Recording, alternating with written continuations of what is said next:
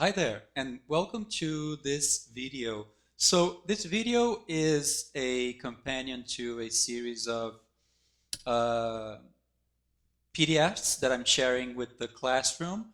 They are the result of some exploration of low poly modeling in Blender. So we've been talking a little bit about low poly modeling and how it actually is, or it can be, an important piece of immersive uh, web XR. It has the benefit of being simple and potentially being fast.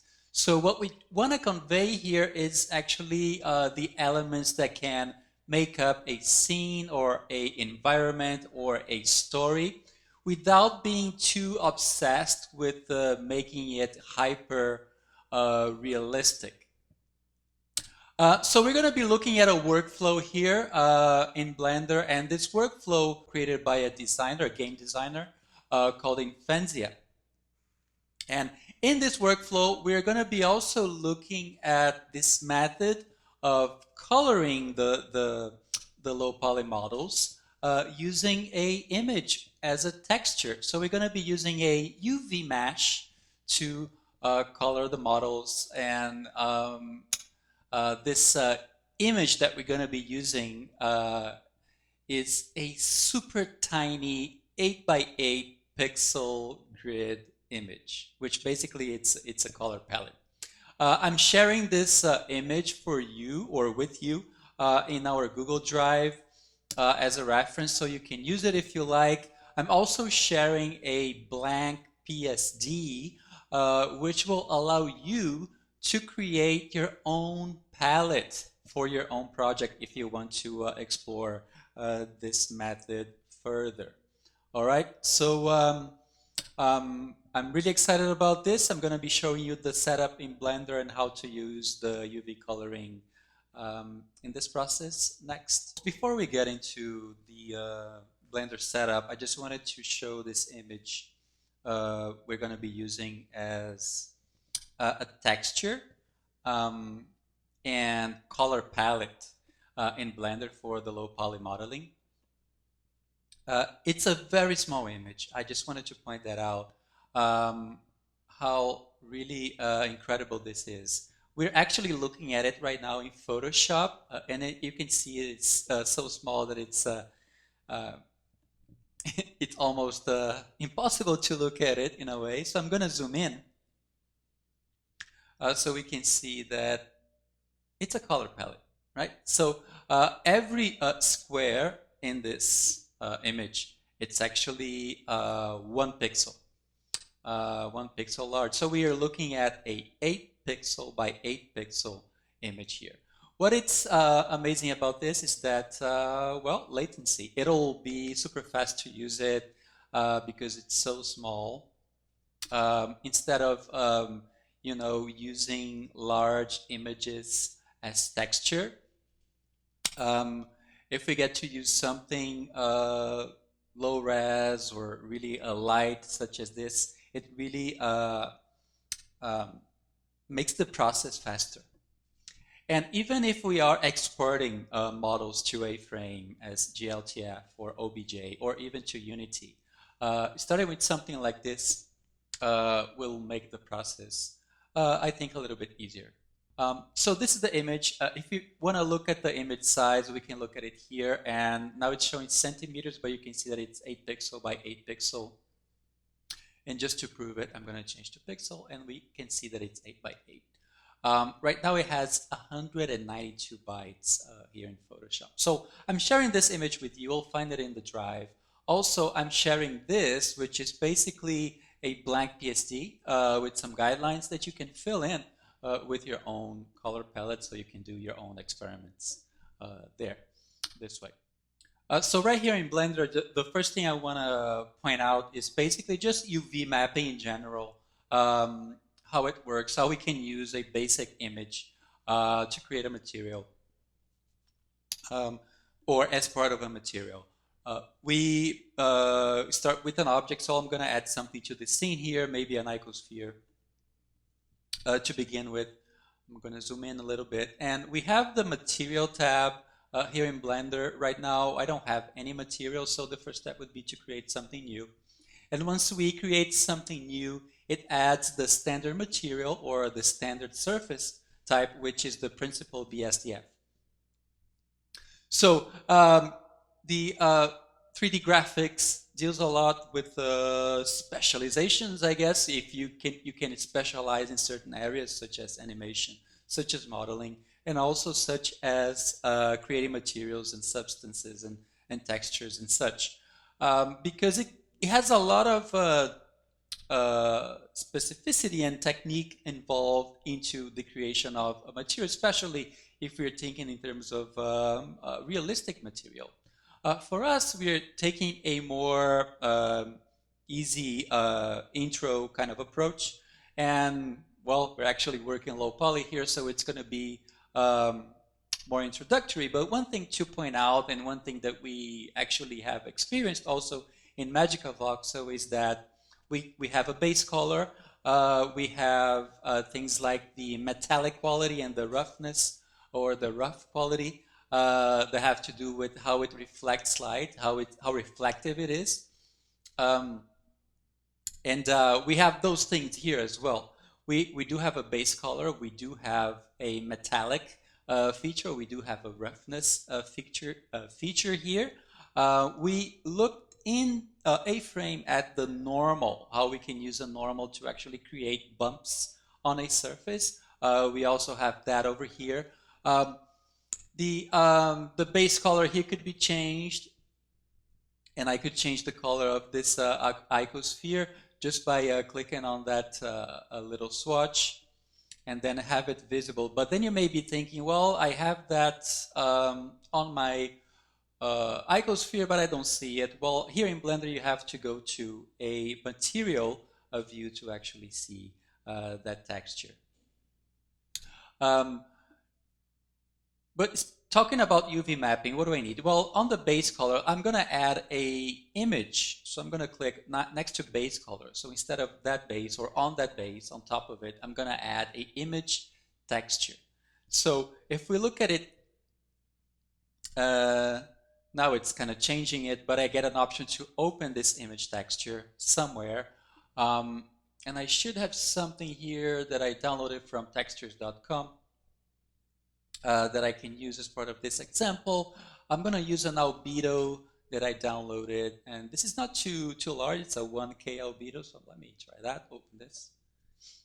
And so now it shows me the texture itself. And what it's doing a UV projection on this element, which is great. It looks actually really nice, super cool. This texture specifically, because it's been downloaded by textures.com, it comes in a way that it creates like a seamless wrapping around these geometries. Now, what could be interesting, if we look at this in the shading mode here, we actually get to see the principal BSDF as one node in this node-based style of creating surfaces. So this is something that could be really powerful, that allows you to actually plug in or stack over this space a series of different modules or nodes that will actually change and really alter and improve the look of the material itself. But in a basic stack, what we would get, it's the principal and the material output. And I just added this one, which is for the image. And you can see that they are connected through these channels here. So I start with an output coming from the albedo that's connected to the base color. Remember, we put that in the base color, and from this principled surface, BSDF, we have an output that goes to the final surface, which is the material output. These are things that we can edit. So if I disconnect, now the image is not on that element anymore. So it's back to its original or just a base color, really. What do we want to do? Well, actually, I want to bring in a new image here and add it to uh, this setup so we can see how to use the color palette as our image texture in this workflow. Also, I'm going to show you how to set up Blender here so that we can work in an environment where we can see some fast shadows and some cavity reflections on it. It makes it look really interesting for low poly especially. So we're going to do that right next. Okay, so I think we are ready now. So let's go ahead and set up Blender. And for this last round, I'm going to just add a cube so we can have it as a reference. I'm adding a cube to the scene. And then let's go to shading once again. You'll see there's no materials here. I'm starting from scratch. I can add a new material, and what it does is it adds this basic tree in the node-based system to create a basic material. Now, I just have base color. I have some reflection as far as a little bit of roughness, a little bit of specular. But what I want to do is to use an image again. I want to do some UV mapping on this. Let me just point out that you have the option to add these modules through this interface. So I could possibly go here to texture and then look for image texture, for instance. And then I can add a node to this. And then I could open an image. Just look for a folder, look for a texture image, and then add it this way. I can also delete this by selecting it, going back to node, and then deleting it. One quick way that I like to do it's actually just to drag it over. So I'm going to drag over the PNG, and it instantly recognizes that as being an image. So it adds it to the system. And now I have it right there. I can link it. I need the color information linked to the base color. And now I start seeing the image in there. And it's looking fuzzy because, remember, it's a very small image. And what the program is doing, it's really trying to stretch it over so it fills that object. And it's creating a lot of fuzziness on those edges. We're losing the sharpness of the edges in that grid.